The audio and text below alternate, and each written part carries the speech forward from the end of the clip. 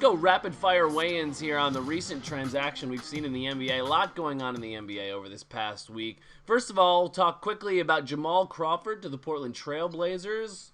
Had a couple teams in mind, just sort of decided to land in Portland, where he's likely to take a backup role, but he was Sixth Man of the Year last year. He obviously works well in those situations. Quick thoughts about Crawford to the Trail Blazers?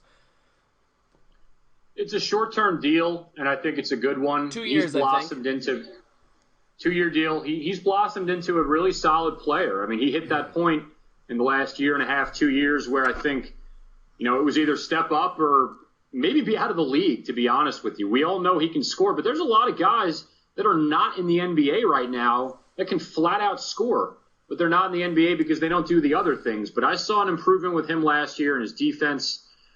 He was a really nice fit on that Atlanta Hawks team. I'll be very interested to see how he fits in Portland, because so much of being a good player in the NBA is how you fit on a given team. And if he fits well, if the team chemistry is there, we all know he can score. And so I'd say his stock is continuing to go up, and I'd be a short-term buyer in Jamal Crawford.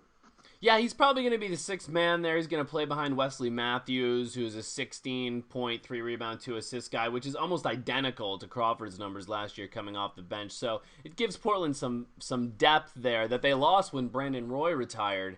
And Crawford's going to be able to step up and play that important role off the bench. Next up, Rip Hamilton signs with the Bulls. We talked a little bit about the Bulls last week, and what they obviously need more than anything else is some scoring help for D. Rose. Do you think Rip Hamilton gives that to him?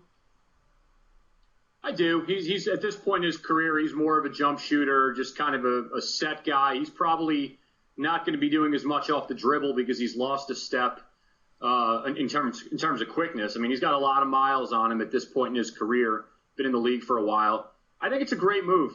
He's going to feel now like he has something to prove.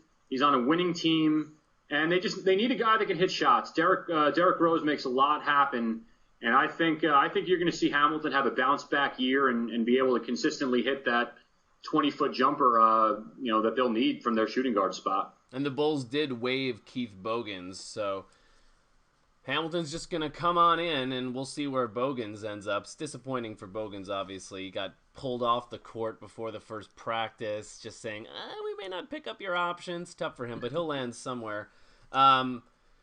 We should mention Jeff Green will be missing the entire 2011-2012 season because he's going in for heart surgery. Apparently an aortic aneurysm happened, and he's in surgery now.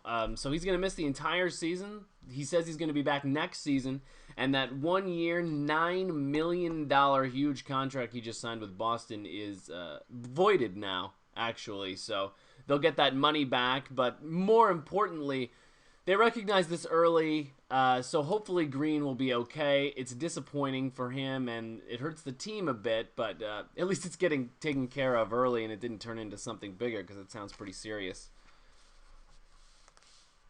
Yeah, with that situation, number one, you hope he's healthy, but number two, boy, was that a bad trade, or was that a bad trade by Danny Ainge and the Celtics last year? You get rid of Kendrick Perkins, who was a part of a championship team. We're still talking about that trade all these months later. It's unbelievable. I mean, that really that was just a very bad trade by the Celtics. You give up a guy, 6'11", 7-footer, with championship experience, going to the finals 2 years in a row, winning it once, and you get back a guy that didn't really help you a whole lot in the playoffs last year. And obviously, this is a freak occurrence, and you don't ever envision something like this happening, but now he's out for the entire season with an unfortunate condition. I gotta say, the Oklahoma City Thunder made out pretty darn good.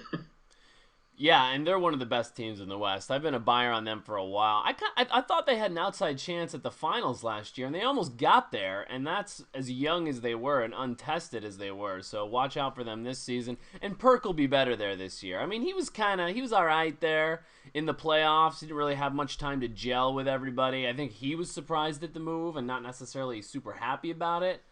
But after he re-signed with them pretty soon after the trade, and That'll be good. That'll be good for Oklahoma City going forward. I was just sort of looking at the Celtics depth chart here and where that puts them. I mean, what can you say here? They're small, and Perk's gone. They've got Jermaine O'Neal at center. Kevin Garnett's their power forward. They've got Brandon Bass there too, but they're generally pretty small. They don't have that guy like that Perk who's just patrolling the middle and a team known for their defense. Obviously, Garnett is going to bring a ton of defense down in the paint, but the Celtics could be in trouble here. That doesn't really have so much to do with Jeff Green. We'll probably get to the Celtics next week when we're going through our extreme close-up segments, but just things to think about now. Paul Pierce doesn't really have a clear backup now at that small forward position, so we'll see what happens with Jeff Green out. All right, next up is Baron Davis amnestied by the Cleveland Cavaliers. Pretty good move, but he's going to be out 8 to 10 weeks for whoever ends up picking him up. Actually, and he has cleared waivers, so now he can sign with anybody now that he's cleared waivers, but who's going to take them? The latest that I'm hearing just on Twitter a second ago was that Rick Bucher of ESPN is reporting that the Knicks are going the hardest after him. They're making a concerted effort to go after Baron Davis, and Baron said publicly today that he hopes to sign with someone by Monday. Where do you think he's a good fit? Do you think the Knicks work for Baron Davis? I read that yesterday. I think it's a good move by the Knicks. Here's the thing with this guy, and I don't think anyone can really put their finger on it. He is a player that it seems like when he's in a winning situation, he needs motivation is what it is. Yeah. But you suddenly put him on a team with Carmelo Anthony, Stoudemire, Tyson Chandler. I think Tony Douglas is going to be kind of middle of the pack point guard this year. He's clearly not a top 10 point guard, but I think Tony Douglas has a brighter future than some people might think.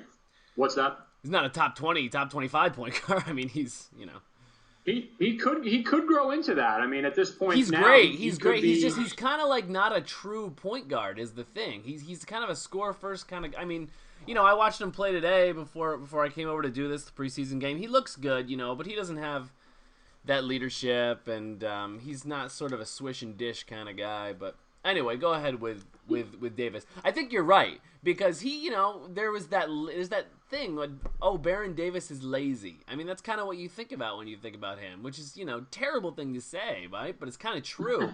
But he stepped it up with the Clippers. As soon as Blake Griffin started playing the way Blake Griffin was playing, Baron Davis was excited. He's the one that sat in that Kia Optima during the slam dunk competition and lobbed him that alley-oop to win the thing, right? I mean, he was really into it, and I think probably pretty disappointed when he was traded because, he likes to – he's kind of – I think he's involved in the entertainment business or something. He wanted to be in L.A., so to go to Cleveland was, but New York, perfect fit for that. So if the Knicks can sign him – and they've got some cap room, maybe a little bit with him. So I think it's a solid buy low opportunity for the Knicks. You sign him to a 1-year deal. If it doesn't work out, so be it. But he's a guy that, I think when he's surrounded by good players, he plays better. He kind of goes with the flow of who's around him. But the one thing that I would say about him is he's always kind of wanted to be the guy.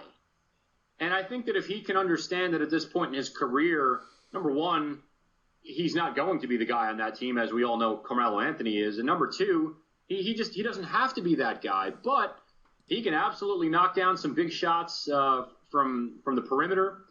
And if he's going to look to be a pass-first point guard for that team, that's a great addition. Not sure where else he would have in mind, but you'd think he'd want to be on the biggest stage there in New York, obviously since LA is no longer going to work out since the Clippers have about 10 point guards on their roster now. But I think it would be a nice move by the Knicks. Buy low, hope for the best.